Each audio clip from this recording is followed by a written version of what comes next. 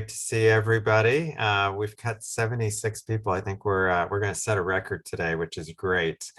So I have the privilege of directing our community engagement and research program with the Colorado Clinical and Translational Sciences Institute, and along with Bethany and her team, it's really been a pleasure to organize these campus community engagement forums. For today, we thought we would do something that is really designed to give us a chance to reflect on and think about, for those of us on the academic side, how we present ourselves in community. And we've got a great moderator, Sarah Lampe, who's the CEO of Trailhead Institute, which is our one of our public health institutes here in Colorado, who's going to moderate this session. And we've got two great panelists, and I'm really looking forward to this. It's going to be great. And with that, I'm going to kick it over to Sarah to get us going.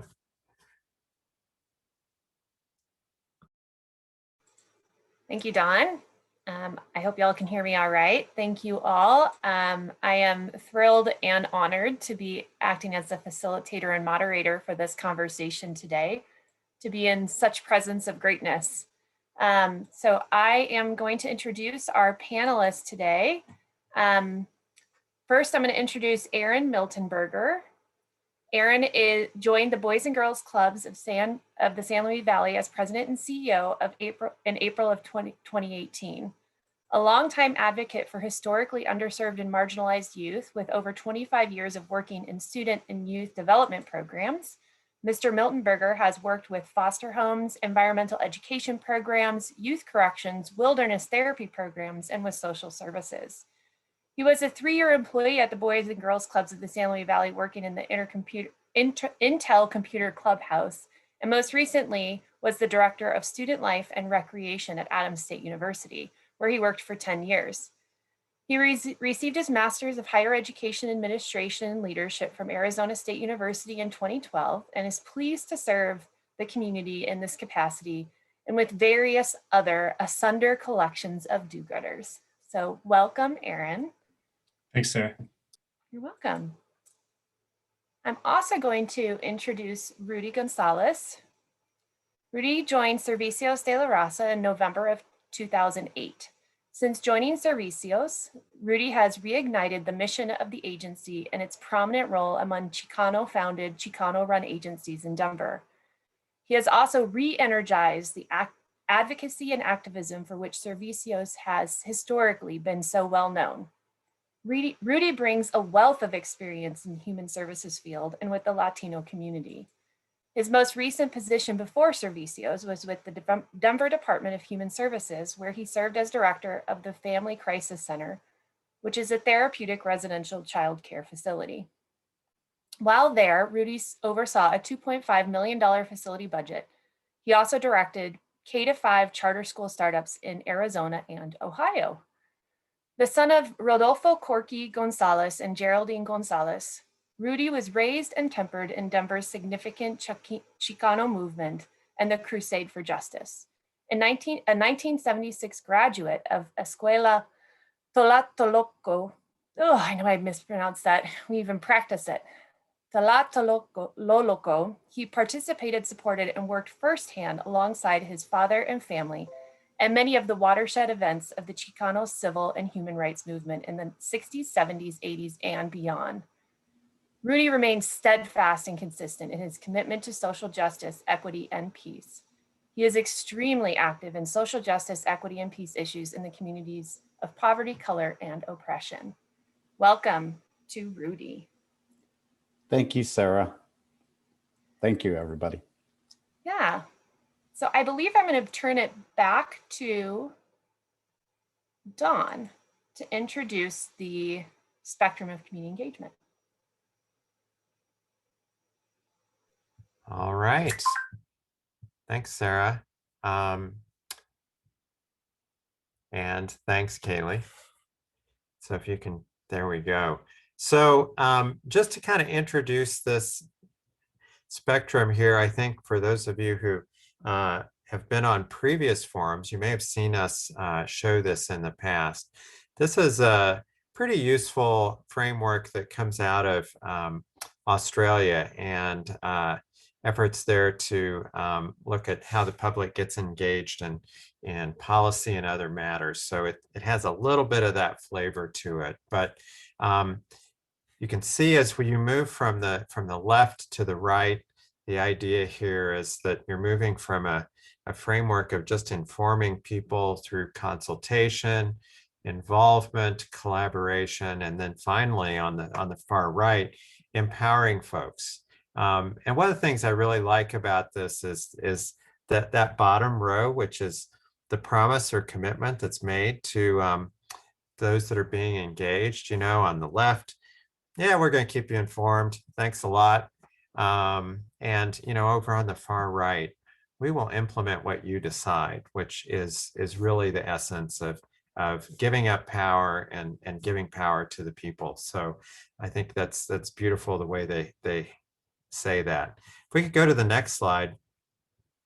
One of the other ways that we think about this, and this is a figure on trajectory change, is this is how moving along that spectrum can actually change the degree of impact on your work as a researcher. So if you're just involving community, you know, in the later aspects, you know, maybe they're involved in helping you recruit, maybe they're involved in some of the data collection, those kinds of things. Yeah, that's going to move your dial a little bit. But if you really start with ideas that come from the community or generated out of community, it's going to change the trajectory of your work in a pretty dramatic way. Now, that can be scary because that's also giving up power. But I think once you start doing that, it's hard to imagine working in any other way. So this is just kind of a backdrop for our conversation today. And with that, I'll kick it back to Sarah. Thank you, Don. It's such a great backdrop. And we are going to spend the majority of our time really talking to our panelists, both Erin and Rudy, around their commentary and experiences that they have, and really lessons learned and takeaway from working in research and community partnerships. We have such a rich discussion ahead of us, so I hope you all are ready for that. Really, our overall premise is to bring these two community partners to the table to share their perspectives on what it means to be involved and engaged in research, how it can be beautiful and messy all at once. So I'm going to turn it now to a few questions to set up for Rudy and Erin.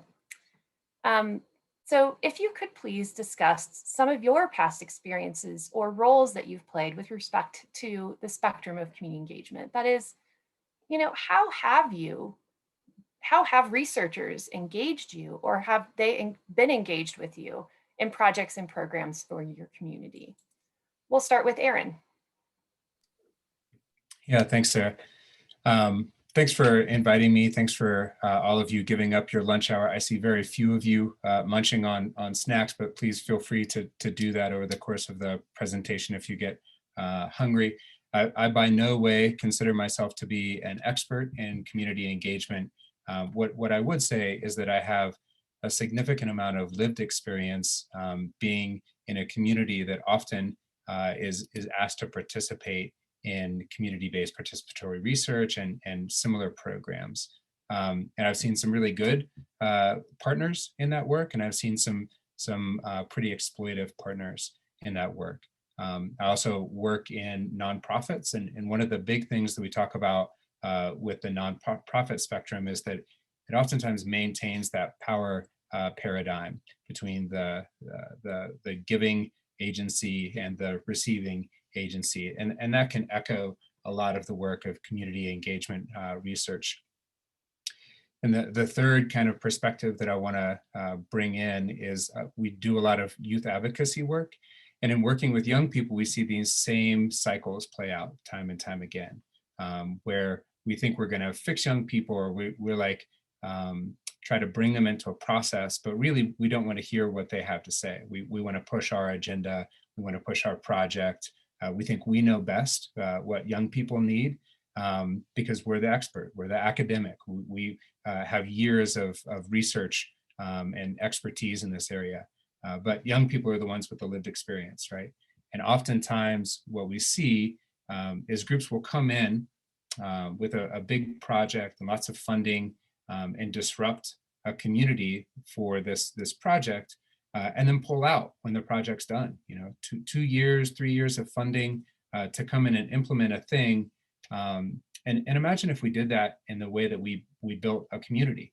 If building a community meant that we swooped in and construction companies built apartment complexes, you know, large apartment complexes, and then 2 years later, they vacated that building and it just stood in your community as a large empty building. And I think that's a metaphor for a lot of the lived experience that I've had with some research groups that come into the Valley.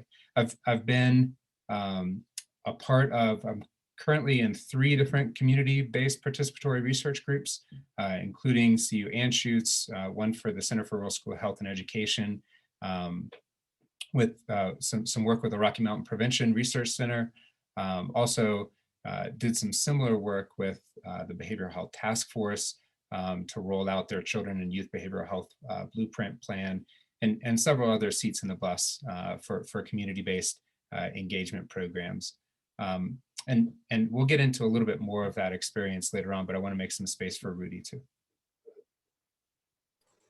Thank you, Erin. I am going to ask a follow-up question based on what you had said, and actually one that we heard from folks who had registered. And do you have suggestions for keeping community partners involved when there is downtime between projects rather than just leaving? What are good and interesting ways that you've either experienced or you would recommend? Yeah, I would say it would be similar to any other relationship that you have in your life. You know, I have a grandmother who, bless her, is 96 years old. And my grandmother is there, whether I pick up the phone and call her or not, right? But if I really want a relationship with my grandmother, there has to be a frequency of that phone call. I can't just call up when I need something. I can't just show up every couple of years and then not send her letters or give her a phone call. And so I think it's the same kind of concept. We have to stay engaged in a way that continues that relationship instead of just popping in and dropping in. So I would say, Sarah, that there is a consistency in the relationship that's really important, and not just coming in when there's an important project. Wonderful, Erin. Thank you so much. Rudy, I'm asked the same question, but I'll repeat it just so you have. So can you discuss past experiences or roles with respect to the spectrum of communication or community engagement, sorry, and how have researchers been engaged with you in projects and programs and with your community? Thank you, Sarah. So, you know, there's a lot of similarities, what Erin talked about to what Erin talked about. And Servicios de la Raza, you know, was founded in 1972. We're going to be 49 years old next month. And I've been leading the agency since 2008. And, you know, taking the agency, it was a few months from throwing the chains and locks on the doors. There were 7 staff left. Today, we are the largest Latino nonprofit in the state of Colorado, with over 51 FTE, including contractors, consultants, and promotoras. We have 72 people doing the work of Servicios de la Raza across the state of Colorado. Our service catchment area and people our engagement and outreach runs over 100,000. And our direct services run anywhere from 30 to 45,000 annually. And that includes Denver Metro, counties such as Larimer, Montrose, Garfield, Mesa, El Paso County, Gilpin, 12 counties, including Hugo, Elbert, Lincoln. We are the largest one-stop human service provider in the state of Colorado. And that is actually of any nonprofit, right? And we kind of serve along the whole spectrum of the social determinants of health. We are still one of 2 specialty clinics as a community mental health clinic in the state of Colorado, licensed by, right, Colorado Department of Human Services, Office of Behavioral Health. And we were founded in '72 to provide mental health services in Spanish in particular. And so while we serve and we are expert in our Latino communities, we now serve everybody who comes through our doors. We have just in our reentry program, we're the #1 community reentry program for the state of Colorado Department of Corrections.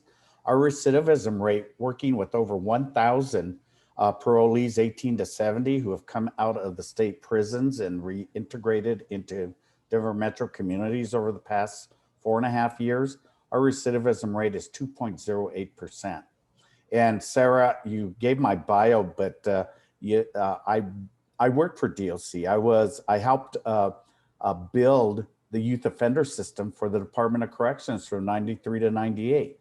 I was the gang intelligence officer. I was the facility trainer for this cutting edge penal program, which is still one of the only middle tier systems in the United States, in this criminal justice system.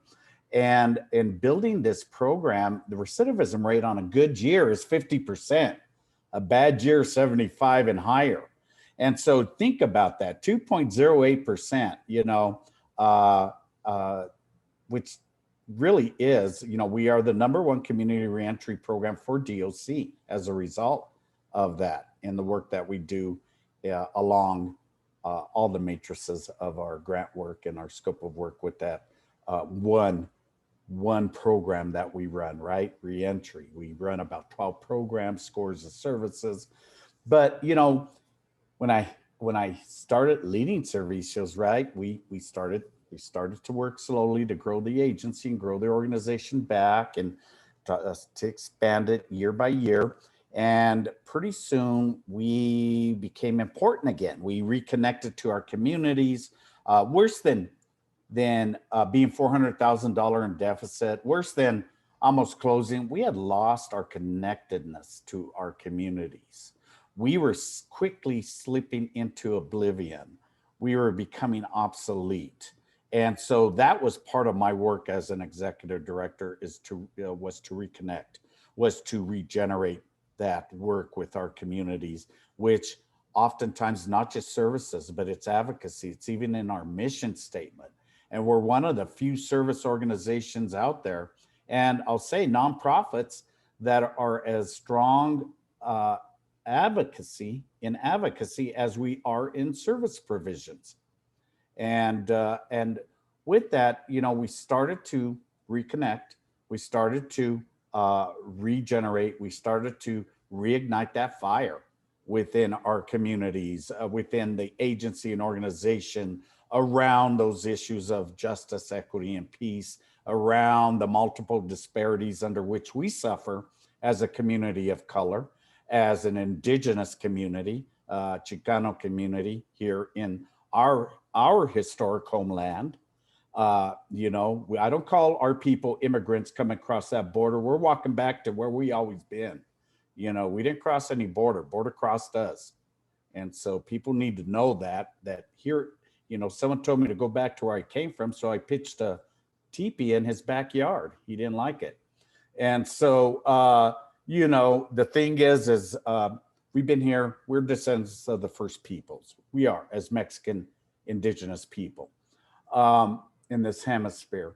And so with that concept, that's how I lead this agency. And so reigniting that, we started attracting researchers. We started to attract people from DU, people from out of state, academia, to saying, hey, you guys are starting to see a lot of clients. You've got a great connection to your communities.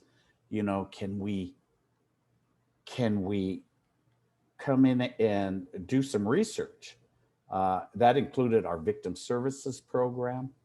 We're the largest victim service, so we serve DV, sex assault, human trafficking, and general crime for 14 counties, all the way to Hugo County, Eastern Colorado.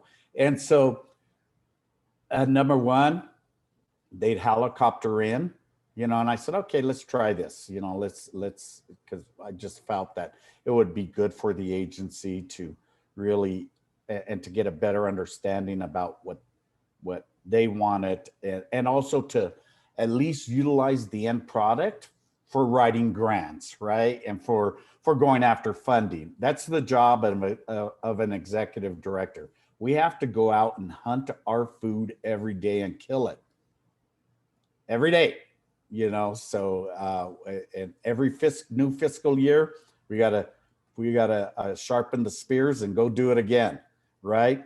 And do it throughout the year. It's all about resources. It's about funding. It's about sustainability and work in serving our community and having those resources. No money, no mission. No mission, no money, right? And so that was my kind of first intent was, well, we can use some of that data, for our grant writing.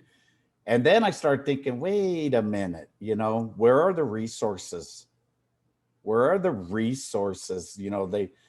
They come in, researchers, academia, they want access to our communities. They want access to our work. They want access to our time, our talent, which becomes our treasure. And yet they're not providing the resources that we need to have, to have capacity. That nobody's answering my phone when I'm talking to you all. I have been 12 years as executive director, and I just barely got my first assistant. And we're sharing, she's our office manager, and I'm sharing her with our fiscal department, our deputy director, and our human resources director, which I just got to hire up in July. And so we're barely building capacity, and yet we are the largest Latino nonprofit. There is that question, and there is that quintessential example around equity, because money plus power equals equity. And that's what it is in this country, in this society. And so when we talk about research, when I had my first really positive experience with researchers was obviously Lorenzo Ramirez, who's here with us. I put him, got him on my board in the very beginning. Then he had to leave with his partner's health issues, but he got us involved with CCTSI, right, over 10 years ago. And so with that, therein lies probably some of my best experiences with researchers, but it's because Lorenzo is that constant community person that is not just working with you all and helping guide and direct, but he lives in our community. He works with us. He's there. He comes and he donates, and he's there to talk. He answers his phone. He calls when to talk. I mean, these are the things that are so, like Erin said, are very easy to do. They're really easy lifts. They're low-hanging fruit. We're always open Monday through Friday, and many times weekends, and many times evenings, because Servicio is almost a community center. We do so many different things in our community. And but again, that's CCTSI. We were a recipient early on of a partnership development grant, then another project grant. We've been a presenter in every Colorado immersion training and community engagement program, CTI Urban Latino Tract annual program. We've hosted in-service training for our staff on community-based participatory research.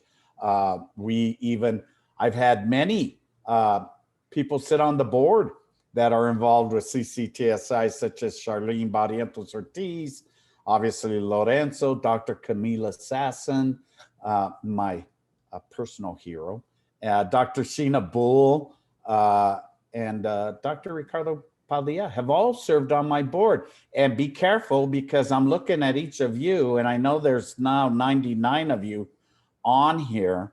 So I'll be looking at you with the kind of, I just don't go hunt the money. I also hunt for board members and staff members and donors and all that good stuff. So be careful. I'm throwing out right now, there's a hook out there with some bait on it.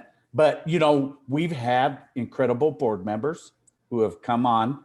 Lorenzo did a lot of great work. He was Servicios for 18 years, 20 years. He created programming that's still in existence today. That's very important to our community. So he's got that special place in his heart for Servicios de la Raza, I have to say, right?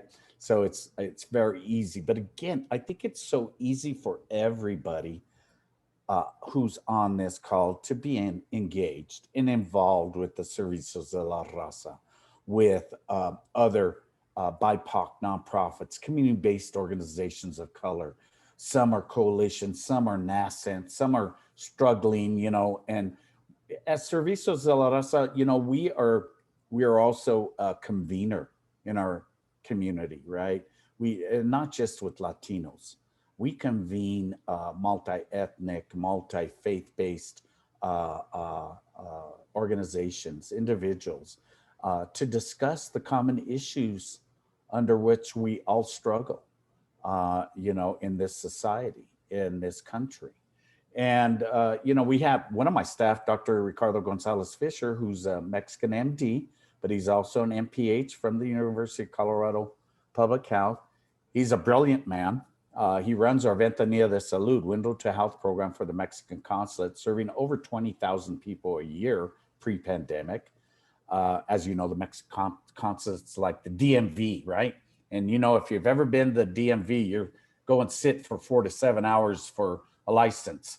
And so we got a captive audience there of about 150 to 200 Mexican nationals daily. And we're able to, provide health access, literacy, education, promotional material, and to them as a result. And so, he's with the PAC Council. And so, we've offered space, and we have space, and we've given space to CCTSI, to focus groups, to sit training sessions, and the PAC Council. So, you're always welcome. And we're right in the hood. We're right on 14th and Federal, in the West Side, although it's gentrifying, as our old location did on 41st and Tejon. And we moved from there in November of 2014. But again, these are the things that I think are really easy lifts and low fruit. Is we are very accommodating, very friendly, very easy to get along with agency, but we always welcome anybody's time, talent, and treasure. Rudy, I wonder if in your eloquent storytelling, if you could possibly give us a particular story that you have around research engagement, and what was the project? How was your input used, and what was the process like? Well, in terms of the project, I think for me, where I'm directly involved is I'm presenter to the Latino Urban Track for the agency. And so that gives me a real opportunity to first meet all of the people who are in that tract. Number two, it gives me a real opportunity to tell the story of Servicios, to tell the story and history of our community, to tell the story of the present day issues that affect and afflict our community, and also to tell the stories of celebration and the stories of battles won, victories, of change that has happened as a result, that has become that is positive and that has improved our communities. In terms of a particular research project, you know, it wasn't CCTSI, but I think we did a research project with domestic violence program around Latina women victims, which we were they actually gave us a few resources, us and another agency, and actually Servicios provided 95% of the data for DVP. And actually it became it was nationally recognized as probably one of the most informative reports vis-a-vis Latina victims of domestic violence in the United States. And so that was real. You know, we have incredible data. Our Dr. Ricardo Gonzalez Fisher does that specifically over at the Ventanilla because he gets such large samples and he's an expert in research, you know, as an MD and MPH. And so he is accumulating and procuring data as we speak that we utilize for our grant making and our work around messaging and campaigning with electeds, with appointeds, and also now we're being paid to message and campaign in one is prevention for Latina, LGBTQ and transgender and HIV education from AIDS United, which is now Vivant Health. And number two, we're in a parallel campaign, Spanish campaign with Kaiser around COVID and COVID vaccination equity. And then three, we just entered into with Office of Behavioral Health on a healthy transitions messaging with for Latino youth from 16 to 24 around behavioral health, mental health services and education outreach. And so this has brought us over $325,000 in funding to produce these campaigns, both social media, texting, you know, electronic, IT, media, and also, you know, word of mouth, right? Phone campaigns. We do it all. And so we actually, this is maybe another program that we'll be setting up for Servicios, which would be the message campaign program for Servicios, you know? Mm-hmm. So, I mean, these are some of the things we're doing and that we're active in. But these are, I think the research needs to be done that really, I think, really frames the issues that and the disparities, the systemic issues that need to be deconstructed, those systems that need to be deconstructed. Research can do this. It can actually provide us those roadmaps or those architectural drafts of how to deconstruct the systems that are harming community and people and reconstruct them in a just and humane way. Wonderful. Thank you so much. Such incredible expertise and experience to just continue. I'm sure we could all listen to your stories for so long. I do want to turn to Erin and ask if Erin has any stories he'd like to tell, projects and work that he's done with research, and how your input or your community's input was involved and what the process looked like. Yeah, thanks, Sarah. So it's hard not to pick up where Rudy left off because I think that's such a rich part of the conversation. So I will spend some small amount of time describing one of our experiences, and my apologies to anybody who is associated with the Office of Behavioral Health, but that's the example I am going to be using. They are a large bureaucratic government organization, and oftentimes can come in to communities like ours in the San Luis Valley that has, we tick all the boxes, right? We have a majority minority population. We have low socioeconomic status.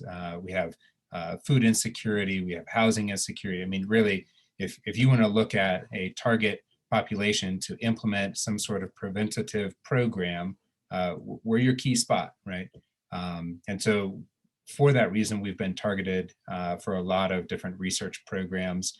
The Office of Behavioral Health implemented a prevention program, and through statute included the Boys and Girls Club in it for an evidence-based program for the prevention of substance misuse and abuse, violence prevention, and suicide prevention using an evidence-based program called Positive Action. And they really didn't do this in consultation with us. They kind of asked for, what's the evidence-based program that you want to use for this program? So we picked that. And then they said, okay, here's your money. You're going to be reporting to us every month on the results of your project. We want some outcomes. We want pre and post data. We want to see like long-term objective change, and we're going to fund you for 6 months.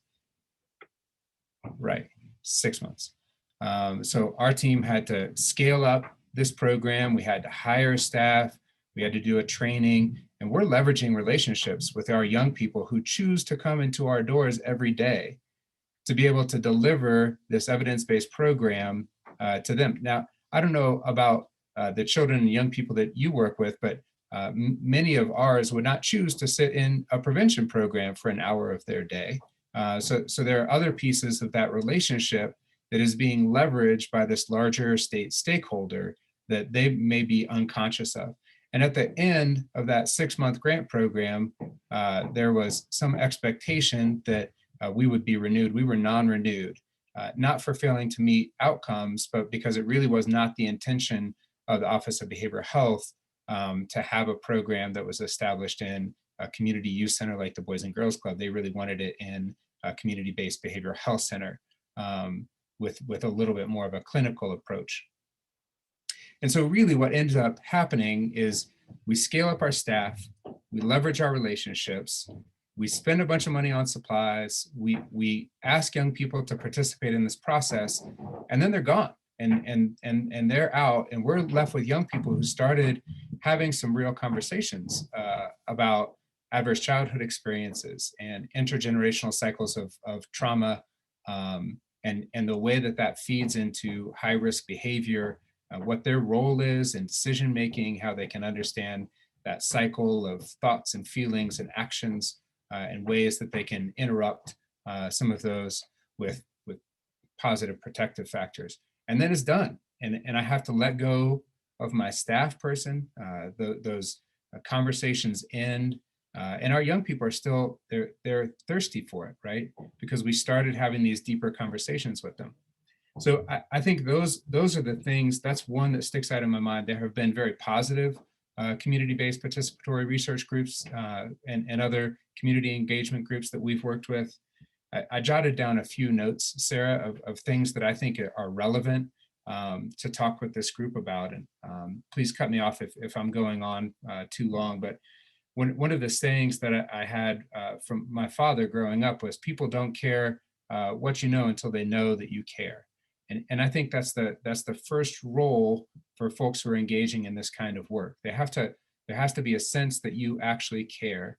In my example, there was no indication that the Office of Behavioral Health actually cared about the young people that were participating in this program. My partner is a doula, and a doula is somebody who assists in the childbirth process with women. And one of their rules as a doula is first do nothing. First do nothing. To trust intrinsically that the system of childbirth is capable of birthing a child, right? It doesn't need you as an outside person coming in and fixing things, right? And so if you just use that ethos of first do nothing, I think it sets up that paradigm of a respectful partnership, right? You're not coming in to fix a broken community, even though my community has high rates of poverty and really high substance misuse and abuse and high rates of housing instability. We are not a broken community, and we do not need somebody to come in and fix it. We are a strong community. We're a resilient community. We are rich in ways that urban companions are not quite as rich and blessed. So spend time listening and learning about the community, learn who the people are, not just the people who are out front but the people who are in the back doing the work. And those are the ones that really you want to get to know, and reflect on why it is that you're there. There was some work done by Julian Weisglass in California in the 1980s and 90s, and talking about equity in education and learning. And one of the things that he said is, if you ever get to a point where you're confused about what to do, take the people that you're working with and put them at the middle of the table and make all of your decisions based on what they need, right? Instead of what we sitting around the outside of the table need, right? How do we center our work on the needs of that community, as opposed to centering our work on our needs as researchers, our needs as people who are getting grant money? And then you've got to honor the partnership, right? Honor the relationship that hopefully is a partnership. I think an example of that is exactly what happened today. So, myself and Rudy were asked to come and talk. And as a result of that, we are getting an honorarium or a contribution, which is some way of honoring that work. You have to understand that people who participate from these communities, they're taking times out of their family life. They're taking times away from their job to be a part of your research project. And whether that is monetarily valuing it or other ways of valuing it, you have to put in that work to value that partnership. And really moving from doing the work to people and for people to doing the work from people and by people, right? And if you look at that engagement scale that was brought up earlier, I think that really demonstrates making that shift. I don't need somebody to do something to me. We're not broken, don't fix us. But if you want to partner with us and we can come up with some great solutions, you bring what you have and I bring what I have, and we put them together and make something better, then I think we're all in for that. And understand that we're leveraging our long-lasting relationships. These are our neighbors. These are our friends. This is the person I get the breakfast burrito from every day. Don, you know who I'm talking about, right? And we're doing the work in our community to build these relationships, and you're leveraging them by coming in and doing this research. Honor that, be respectful of that, and make sure that the work that you're doing is going to add value to our community and the lived experiences of the folks in our community. And the last set of notes that I have, so I said, first, do nothing, honor the partnership, and third is complete the cycle. And what I mean by that is, don't just come in and then jump out, right? Don't just come in and get what you want. It's predatory. It's inequitable. It's usury. And it really perpetuates this deep-seated colonization that we have in our approach. And I think the challenge that I would have for you is, if you're going to come into a community, especially one that is a highly minoritized community, if you're coming into one that really many groups want to do research in, it is a community that is suffering because of systems of oppression and approaches of colonization. And the question that I would ask for you is what deep reckoning are you doing to decolonize yourself before you come in to work in my community? You've got to do that self-work first. And those are really the talking points that I have, and the things that I wanted to share with the group today. Thank you so much, Erin. So, we are coming to the end of our time. I can't believe it. It's gone so fast. And I am going to do a little bit of summary based on what we heard from Rudy and Erin, while giving folks time to add any questions they might have in the chat for Rudy and Erin. We'll probably have time for maybe 1 or 2 questions. But what I hear pretty poignantly across both what Rudy and Erin shared is that really the work of regenerating communities is the work of those community-based organizations who are so close to the community and part of the community. And it's not the role of research to consider and think about what that regeneration looks like. And really the role should be, how are we utilizing and leveraging those relationships in a way that honors the work and the necessity of the work that has been done in that community, and the power and fire and passion that exists in that community for that community. I think another theme that I heard quite poignantly across Erin and Rudy is the aspect of resources and resource allocation and sharing. And ensuring that when you come in and you partner with the community, that you consider equitably how you are sharing those resources with that community partner in a way that provides them power and sustainable and long-term conversation and relationship, and honors their work and time. So I hope that, I know there were so many other poignant things. I don't want to lose sight of that, but those were the quick and honest themes that I heard across both what Rudy and Erin said and provided. I want to check with if there were any specific questions that I believe Bethany and Montel were kind of keeping track of. Were there questions that came out that we need to address? Otherwise, I have a couple, at least one follow-up I can come to. I don't see any questions, just a lot of really good comments. Okay. So check out the chat if you haven't.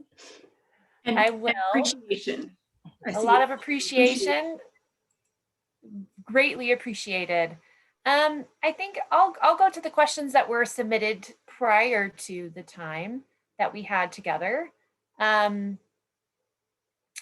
Let's see, let me find I highlighted a couple. I want to make sure I get the right one.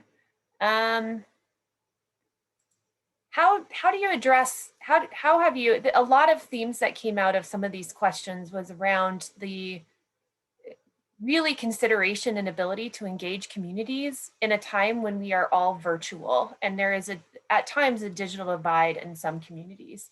What are some things that you have done or have seen or would like to see in a time when we're all virtual on how to best engage community? You know, Servicios de la Raza, and we were one of the significant grantees for census. And what happened is, boom, the pandemic, and we pivoted quickly to technology, to radio. Especially in the Spanish-speaking community, we have data from prior grants and previous grant work that radio is very successful in reaching our Spanish-speaking, our monolingual Spanish-speaking communities. You know, we turn to other forms of media for our native English-speaking Chicano communities. You know, people don't realize we're about 1.3 million in the state, with about 800,000 are native English speakers, such as myself. You know, and so, you know, we have a definitely a multi-generational presence here, and it's larger than our migrant communities, our monolingual Spanish communities. And so, and it's very nuanced too around how you reach them. And Servicios de la Raza, being 48 years old, being and doing this work, and not just here, but statewide, and also doing political advocacy work statewide in the San Luis Valley, in San Luis, and working with the Salasads and Alamosa and things like that. You know, we are able to have what we call a trusted hands approach. And so we're able to access what the census called hard to count communities, and what other people may call high fruit communities, hard to reach communities. We work with those communities, access them all day, every day. And so, you know, that's our work, and trying not just to serve our communities, but to organize them, to provide them and empower them with a voice of civic engagement and how to create and affect change. And so those, you know, we were able, and then we were able to get funding in, just in our behavioral health program, to actually purchase hotspots, get internet, laptops, things like that for our behavioral health clients who couldn't access, you know, telehealth. And so that's part of that. You know, when you have a disparity that 58,000 Latino kids in this state do not have access to internet, guess where what happened in the pandemic? Where are they? The schools, education. I mean, we've lost maybe a year to 2 years of academic achievement because they don't have access to internet. I mean, just in that little bit is, you talk about equity. Could give a lot of more statistics around economic mobility, but that's one in education that's really concerning. Yeah, I think access is such a huge, I mean, it's access across the state within communities is so huge, and a big hurdle that we're all recognizing and understanding needs to have continuous fostering. Hey, and by the way, I got that figure on the 59,000 from CCTSI research. Well, that's great. See, and that gets at one of the points you made earlier around research can be such a powerful tool of information to communities, so long as they understand where the data comes from and how that information can be used. It's so true. Erin, do you have any comments or answers or responses related to virtual engagement? Yeah, I think Rudy did a really great job of painting that picture.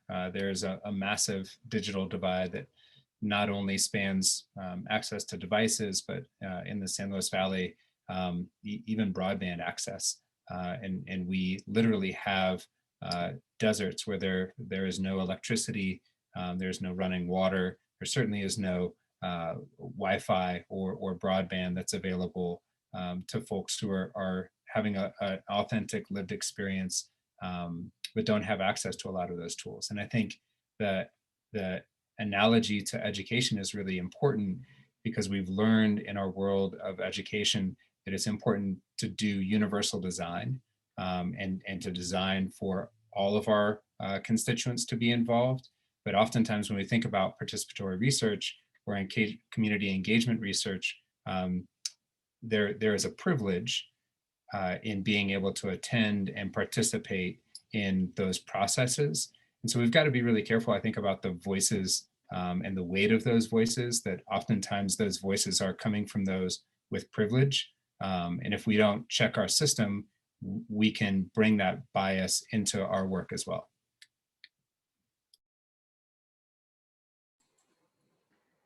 Thank you so much. I think your thoughts and from both of you is just incredibly powerful to be thinking about not just how technology can support, but can also be a hindrance to true engagement. So I appreciate your time. I do want to pass it back to Dawn to wrap us up. And I know that we have, I want to make sure we have time to provide information about evaluation of this session. I want to thank Rudy and Erin. Your all's thoughts, insightfulness, eloquence are just beautiful. And I can't give enough gratitude to you all for the time you've provided us today. Boy, I just really want to echo that. Thank you, Rudy. Thank you, Erin. This has been tremendous. And we really, really appreciate your sharing your insights and wisdom with us today.